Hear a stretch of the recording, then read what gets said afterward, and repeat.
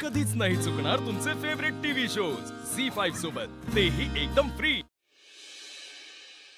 भाऊ बोल. आपल्याला काही मीटिंग्स आहेत, त्या देशमुखांची डील फायनल करायची आहे आणि शिवाय अकाउंट्सही बघून घ्यायचं आहे। अजून किती कामं पेंडिंग आहेत रे?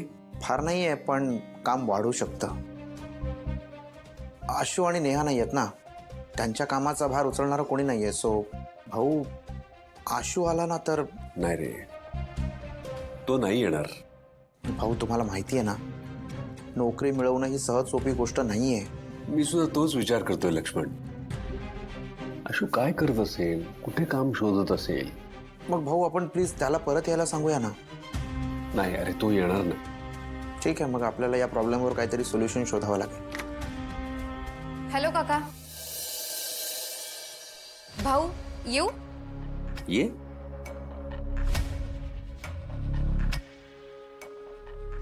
तू इथे काय करतेयस? मदत करायला आली आहे तुम्हाला। कसली मदत? काका, सुहास कडून कळलं आशू आणि नेहा अचानक कंपनी सोडून गेल्यामुळे कामाचं ओझं तुमच्यावर आलंय, म्हणून म्हटलं येऊन थोडी हेल्प करावी। ऐक ना कीर्ती, मागे जे काही झालंय ना, त्यानंतर सुहासला नोकरीवर ठेवलंय हीच मोठी गोष्ट आहे।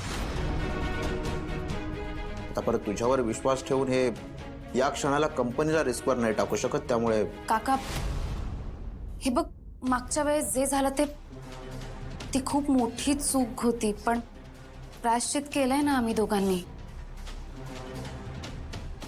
आणि भाऊ, आता कंपनीला आपल्या माणसांची गरज आहे ना, आणि माझ्याकडे सुद्धा खूप मोठी संधी येते स्वतःला प्रूव्ह करायची। तुम्ही एक संधी मला देऊच शकता ना?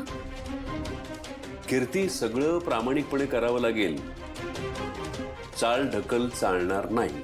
भाऊ, मी तक्रारीची एकही संधी तुम्हाला देणार नाही, आणि काही झालं तरी कामाचं ओझं असं तुमच्यावर टाकून मी घरात मजा करत बसू नाही ना शकत।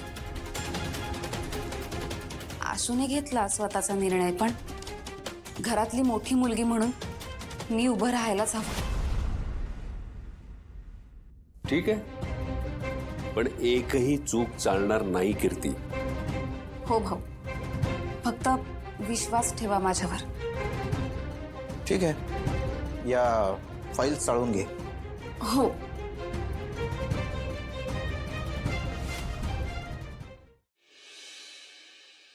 हॅलो आशू, अरे कुठे आहेस तू? मी तुझ्याच फोनची वाट बघते। तू जेवलास का? अगं, मी त्यासाठीच फोन केला होता. तू जेवलीस का? मी जेवले, तू ऐक, मी जेवते आता। पण तू ऐक, तू आता जेवतोय ना, तू शांतपणे जेवून घे, भूक लागली असेल ना, आणि नंतर कर मला परत। हा, मी जेवतो.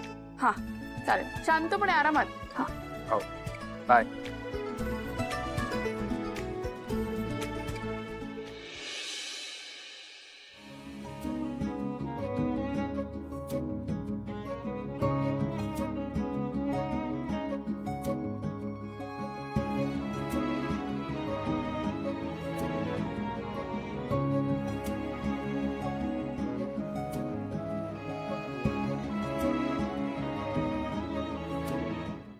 झी5 ॲप डाउनलोड करा आणि पहा सर्व एपिसोड्स एकदम फ्री।